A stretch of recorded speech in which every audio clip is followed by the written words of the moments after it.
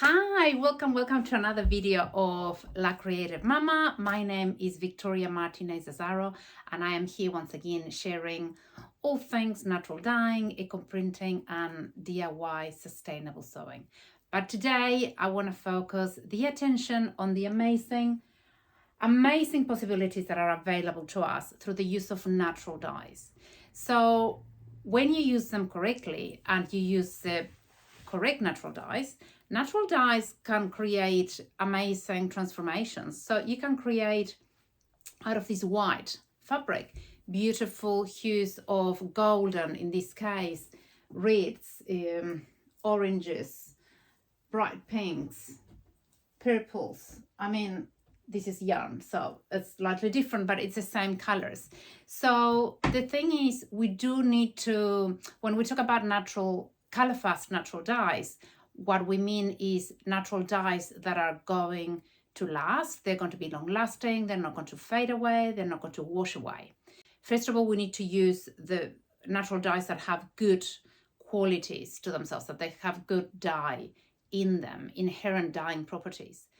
So colorfast dyes also need to be used in combination with the right process, but in combination with the right fibers. So we're only using natural dyes with natural fibers, protein fibers or cellulose fibers. So protein fibers would include silk, like these ones. These are all silks. These are silks. And wool. This is wool, right? So any kind of wool, any kind of animal fiber. And cellulose fibers, they are your cottons, your linens, your hems, the flax, okay? So any kind of vegetal-based fiber. So based on the type of fiber, we're going to treat the fiber slightly different, but the color that we can get on protein fibers and cellulose fibers, if used correctly, should be pretty much the same. The same goes with using the correct processes, okay? So we do need to use the right process for the right type of fiber.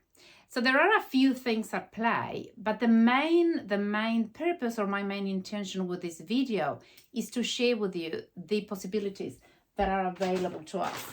This is the kind of natural color that you should be able to get. For example, the top one here, that is cochineal, and you can see the cochineal in cotton and the cochineal in silk, and then on wool. The other thing to note is that when we are naturally dyeing cellulose fibers such as wool and silk, most dyes, not all of them, but most dyes will dry a couple of shades lighter, but not all of them. I'll show you other examples. For example, logwood. This is logwood. So logwood would produce a beautiful purple. That is cotton, 100% cotton. That is 100% silk, and that is 100% wool. Also, and I don't want to overwhelm you, but the ratio in which you use the dyes will provide you with lighter colors or darker intensities. So you have really like a lot of control when it comes to the type of natural dye that you're getting. You can also then use, for example, this is like one, it's all a little bit, it's coming undone, but this wool skein, this is all naturally dyed with onion skins, with the humble onion skins. It's just that the way in which I treated the onion dye bath, it's slightly different. So I modified it, I used it at different intensities, which allowed me to create with one skein of wool, this beautiful variegated effect. For example, when you play around with variegated wool, you can do fun things like that. So this is the same yarn that was dyed in a variegated effect, and then I used it to create this beautiful tassel. So there's all different things that you can do. This is, for example, a soft pink that was created with cochineal, but then at the same time, this is the same dye. You see, that is on silk, that is on wool. So it changes a little bit, depends on the intensity that you use it with.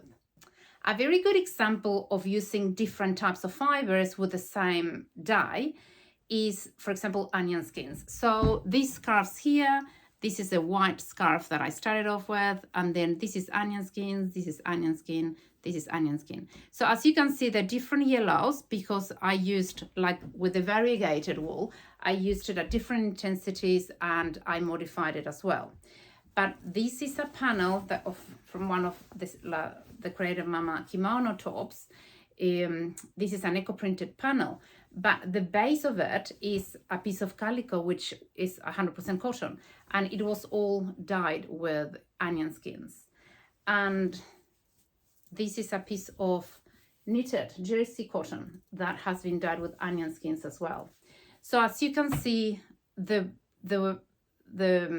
dye that I was able to extract from the onion skins is equally as intense on silk, on wool, and on cotton.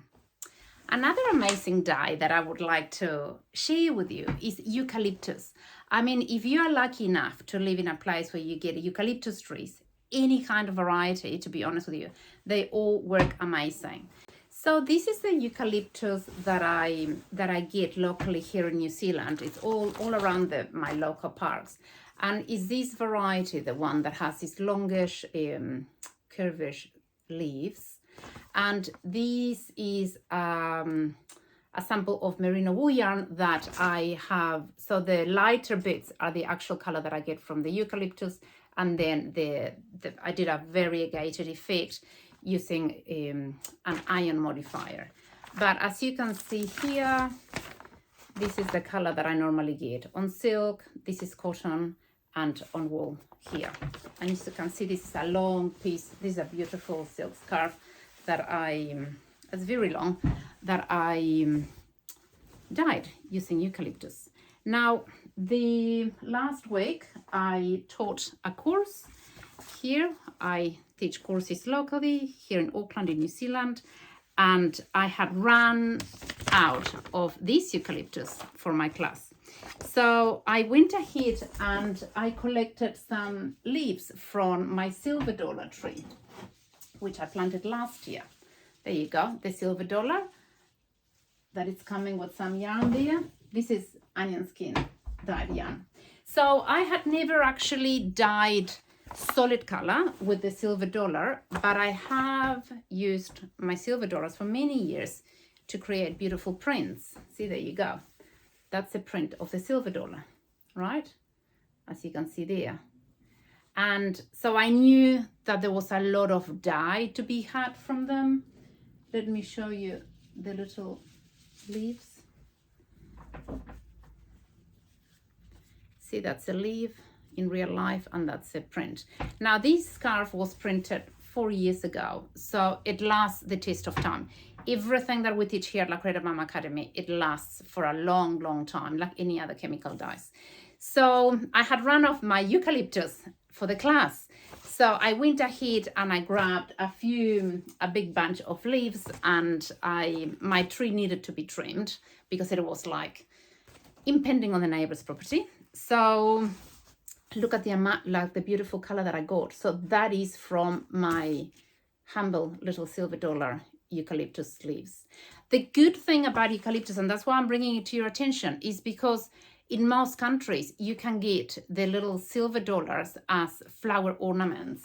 So you would be getting in the flower shops, oops, my yarn is here. So you normally get these kind of arrangements in between flowers for the flower arrangements in any flower shop. And I feel that it is such a great asset for all us natural dyers, because it means that, and this, you know, you can access this winter or summer. The other really good thing is that if you have a tree like I do, then you can just pick all the dry leaves from the ground, and it will provide you with the same amount of color. They do not need to be fresh. Look at the colors that we did in the class the other day. So that's the eucalyptus. I don't know if you can see there very well. So this is the eucalyptus here. This is the madder root. That is cochineal. That is onion skins, and that is onion skins modified. I could carry on talking for like let me just show you. This is after all my courses, of course, both online and in person, I end up with lots of little samples, lot of little samples like this. So what I've decided to do a few years back is just to start using them to crochet little granny squares. And of course, then I ended up with lots of granny squares, like you can see there. And then I just went ahead and I created this blanket. So let me just quickly, before I wrap up, let me tell you which colors are in here. So the main colors are, so this is like a logwood, that is onion skin, that is madder. This is madder at a very much lower ratio intensity than this one. This is a goldenrod. This is Dyer's chamomile, that's madder. And then inside the little squares, there's so many colors. For example, this pink is cochineal, but also these two pinks here are cochineal as well. It's just that they're at a different intensity. This yellow is onion, and this one is marigold with logwood. This is eucalyptus, like second exhaust, that's logwood. And around there, that's coreopsis. So there's so much beautiful natural color to be had. And the same with these tassels. We've been doing gift making workshops lately at La Creative Mama. Let me show you. Even the little beads were naturally dyed. So as you can see, the sky's the limit when it comes to creating natural color. And if you want to know more about which are the best natural dyes to use, I've got an amazing resource for you. I've got a list of the 10 best natural dyes that you need to be using, plus an extra 30 that are totally proven to work. So you can get that for free. Click, all the information will be beneath this video. Okay, so now I'm just going to wrap myself up in my little blanket and I'm just going to say bye. Until next time.